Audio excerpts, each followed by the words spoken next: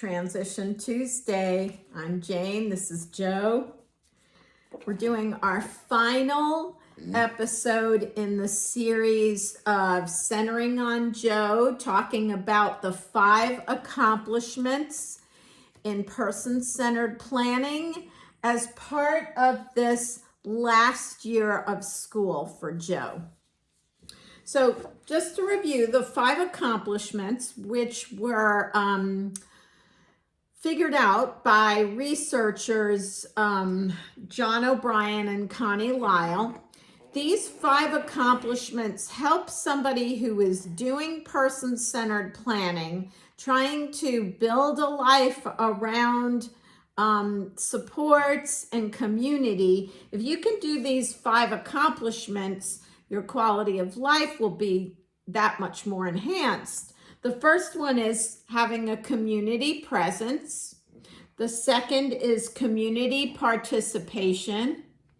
The third is encouraging valued social roles, promoting choice, and the 5th one, and the one we'll be talking about today, is supporting contribution. So we rated Joe on each of those 5 accomplishments on a 1 to 5 scale, 1 being no presence at all and 5 being famous. So for Joe, in the area of supporting contribution, when Joe and I talked about what Joe's life looks like in this area, we came up with a 3. And we decided on the number 3 rating because family, Joe has a good family support network to help him be involved in the community and to contribute his skills and abilities. And he also has a number of direct support professionals who are very engaged in helping Joe contribute to his community. And Joe has opportunities, creating these videos, being involved in I Decide and other, disability organizations. So we've talked about this before. How and where could Joe contribute? Youth organizations like I Decide, faith communities. There are many churches in our area that have groups for people with disabilities.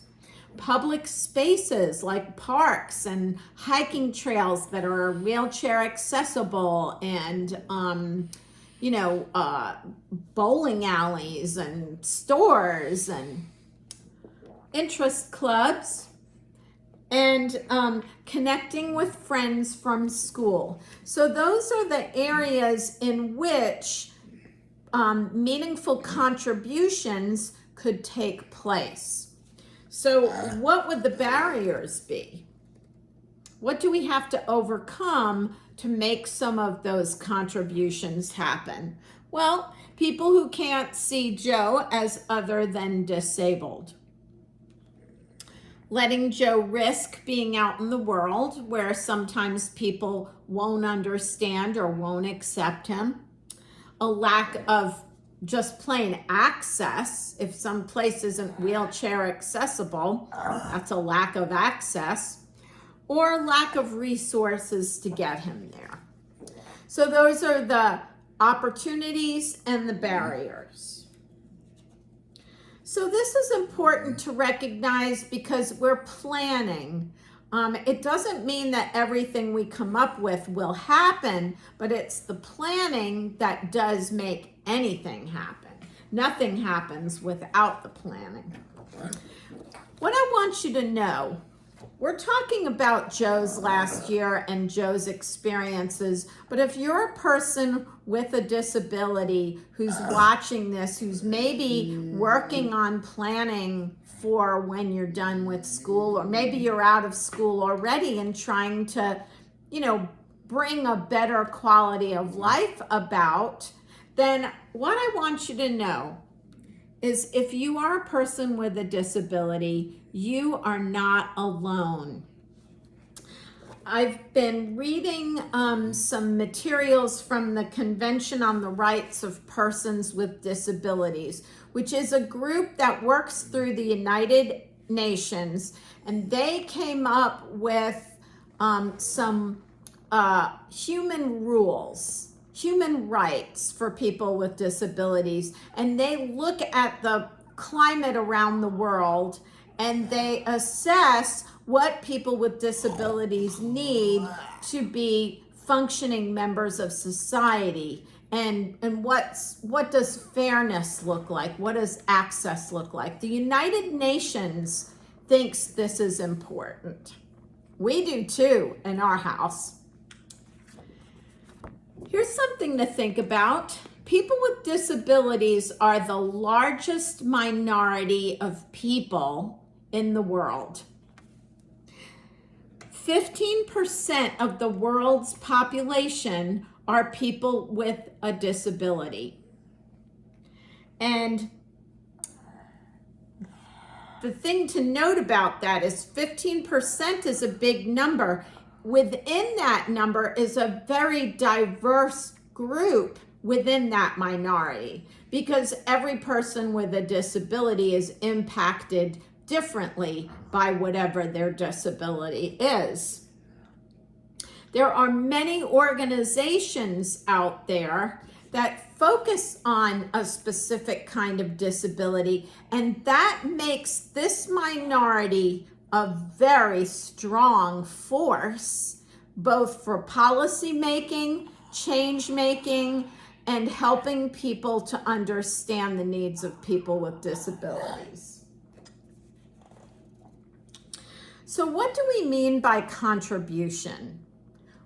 If you wanted to make a contribution in your community, what could that be? Joe and I think that making these weekly videos is a contribution. But let's look at the definition of that. How do people with disabilities contribute? Well, for one thing, they're valuable consumers.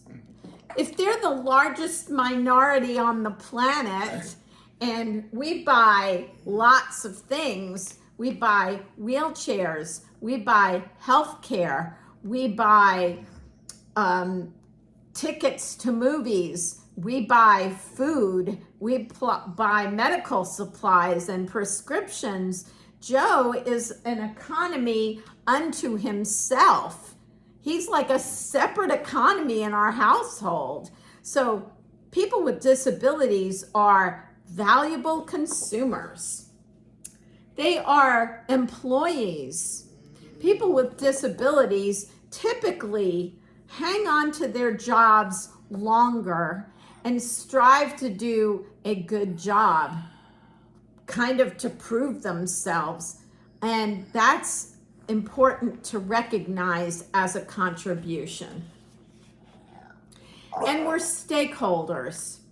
We care about our communities. We want our communities to flourish because we're part of them. So all of those things mean that people with disabilities make a contribution in their community.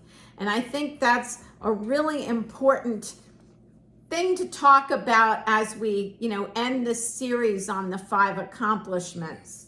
Joe's contributions are that we do these videos. He's a good friend to many people, good listener. He helps provide jobs for people, whether it be teachers, whether it be direct support people, whether it be people in the healthcare industry, local stores that he patronizes. Joe participates in social groups and activities and organizations. Joe is a good son. He's a good brother. So Joe has a lot of opportunities to contribute. I bet if you know somebody with a disability and you look around and look at those different areas, consumer, employee, stakeholder, you'll see that the person in your life or the person that you know has some contributions to make as well. Well, thanks for watching us today. We hope you've enjoyed this episode. We'll be talking about who knows what next week, and we appreciate you, and we'll see you next time.